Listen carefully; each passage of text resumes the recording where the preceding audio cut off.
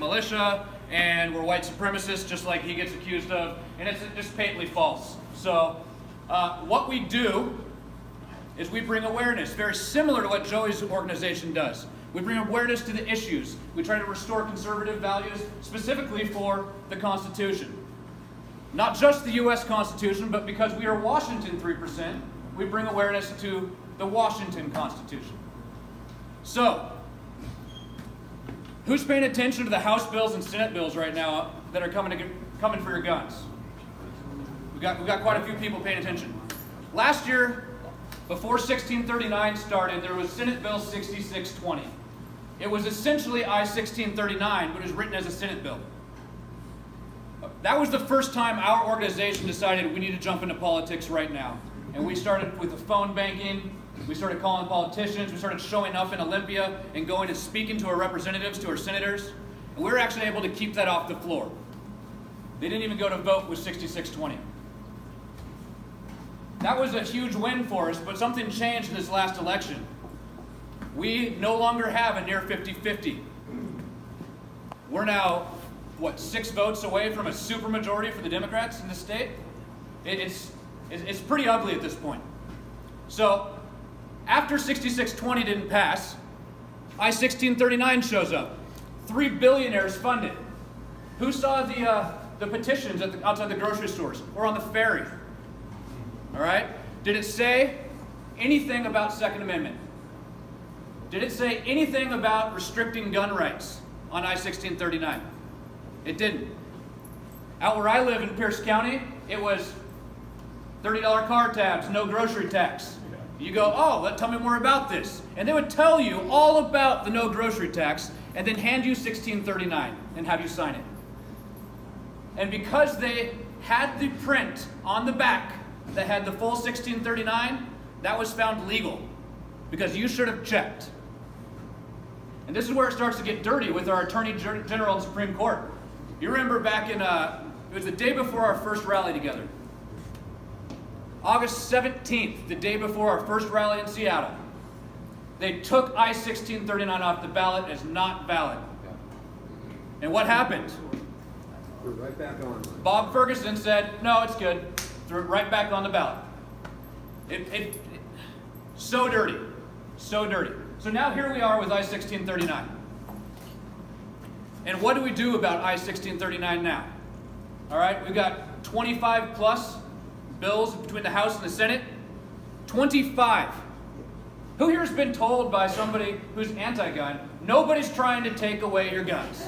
Who's heard that? They've actually changed that now. Now they're actually saying what we've known the whole time, we're coming for your guns. They start with just the small things. You know, the School Safety Act, trying to come after stuff for making our schools safe. Well, first off, 2010, Washington Post put out an article. No, 2016, Washington Post put out an article. All right, they're looking at the stats from 1992 to 2000 on gun crimes. They looked at mass shootings. They took mass shootings from what the left will push at you that says, you know, any more than one person gets shot, it's a mass shooting. And they went, okay, well, things that happen when it's like a murder-suicide, that's not a mass shooting, and so on. They refined the stats. The Washington Post said that 86% of all mass shootings occur in gun-free zones. Western Washington, the entire I-5 corridor, is notorious for child sex trafficking. Yeah. Notorious for it. Yet, everywhere that our children go, everywhere that we put our kids, and we say they're safe, we call it a gun-free zone. Don't take a gun in there. Don't protect our kids. Yet every single one of these politicians, every single one of them, the millionaires that had 1639, the ones that funded it, have armed security. Paul Allen. I just found this one out from Jane Milhans, who's big with the NRA. Great woman. If you Google Maps Paul Allen's house right now, you do the satellite view and zoom in, you will see an armed security guard at the front of his gate. That's just public domain on Google right now. Yet he's the one that's going to spend millions of dollars to tell us, as regular, everyday Americans, that we can't have guns. So, a little bit of sorry, getting frustrated here. Anyway, who knows what the Washington State Constitution says about guns? Just about everybody. I'm not even going to touch on the U.S. Constitution because our Constitution here in the state of Washington is much more clear and much more strict. The right of the individual to bear arms in defense of himself shall not be impaired. That takes the militia out of it. That takes all the other nuances that they try to take away our gun, or to say that we don't really need them, and it just completely makes it null and void. So here we are faced with 1639's passed. All right? Now they have access to our health records when we buy a gun. Now we have to have more training before we want to have concealed weapons permits. Here we have to have our firearms either on our person or unloaded and locked up and put away. And if somebody gets a hold of your gun, guess what? You're now a felon if a crime is committed with your gun.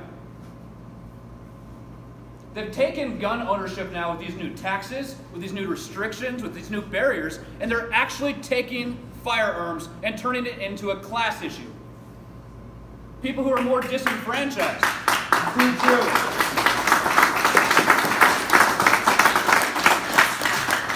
They want to tell us that we are discriminatory in any way, but here they are taking the people who are more disenfranchised, live in worse neighborhoods, that have higher crime rates, that have poorer police response times, and making it so that they can no longer afford a firearm. Because now they have to leave work to go to a training class. Now they have to go buy a gun safe or a lock or something extra. Now they have to be worried because maybe they had a rough life to put them into that position, but they're okay. But now their entire medical record is going to be opened up and looked at. Joy brought this up last time we talked. Who is going to be the one that makes a determination on mental health? Does that mean that you had an episode of depression and you took pills for 3 months and saw a psychologist and now you're doing great and there's nothing wrong? Are you now permanently banned from owning a firearm? Who makes this decision? Nobody. The entire law is written in a way to where there is very vague language so they can just make up kind of whatever they want along the way. All right? All the way down to the taxes they collect on the new registry. There's no funding to fund the people who have to process the paperwork. I-594's got what, a 6 or 9 month backlog, or if not longer? Because there's no funding for it. Those taxes go right back to the general fund, and they don't go to anything they say that the taxes are going to go to. Bingo. So, enough on 1639. It's terrible on multiple levels. All right? But guess what? As soon as it passes, they go right back into their first session, and here we are with 25 plus new gun bills. Yeah. Today there was yesterday there was a negotiation and agreement on 15 rounds now instead of going after 30 round mags down to 10. We can't negotiate at all. As soon as you give an inch, they're going to take a mile. They're showing us that they're doing that anyway. All right? Who here has a magazine-fed, semi-automatic firearm? Okay. Oh, you Who mean- here is actually trained with them and it can actually do a magazine change? Okay. Now, if you take somebody who's never held a firearm, give them a 30-round magazine, give them a target at 100 yards, give you 3 10-round magazines, same target at 100 yards, who's going to be more accurate? The person who knows how to use their firearm. Limited magazine capacity is just dumb. The Parkland shooter, something they'll never tell anybody, they don't want to make it public, used 10-round magazines. He used an AR-15, but he used 10-round magazines. The super powerful AR-15 that shoots a 5.56 or a 223. You can't legally hunt a deer in the state of Washington with that caliber because it's inhumane. Yet it's a super powerful weapon. So, back to what do? We've been talking about the sanctuary ordinance. Some of the more conservative communities don't like that because, yes, it is a direct play at sanctuary cities for immigration. You want to know the difference is? We are sitting behind the law of the land.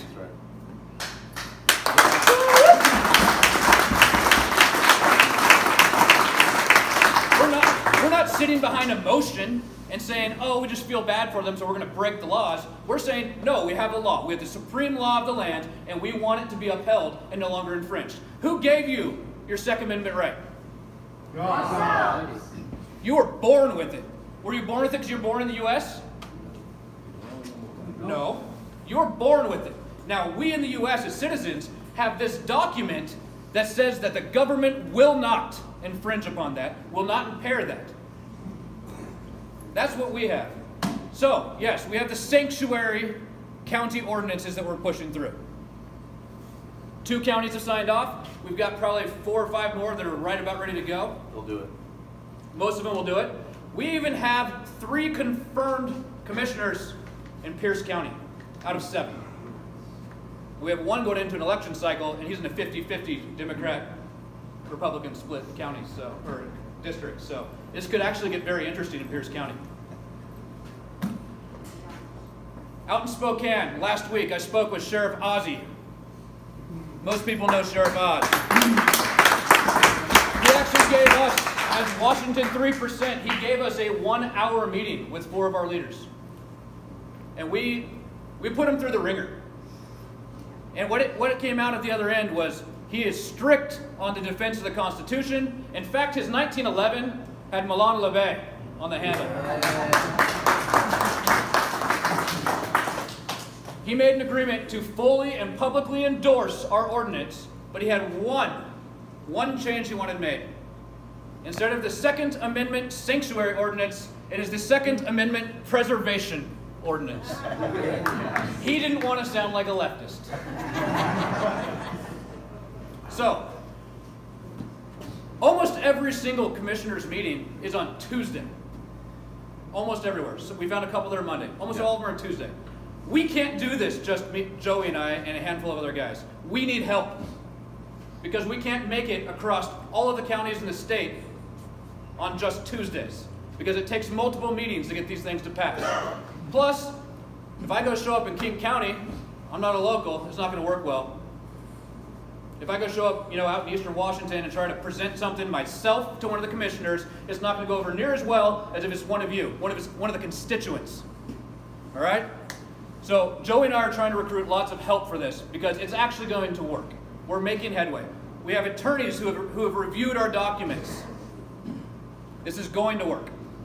All right? So I ask for all of you, if you have any interest in your Second Amendment right, or if you have the ability to, and you want to come help us, please. Joey and I will be back here afterwards. We'll be telling you how to get more involved. All right? Because we need help. We can't do this in every single county. We can do these meetings because we can do these on a Saturday. It doesn't have to be just on a Tuesday.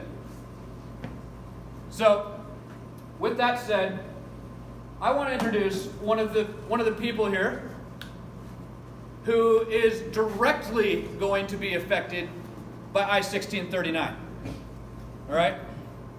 If you look over to your left, my right, we have a whole wall of youth here. That's one of the things that the left has been very good at.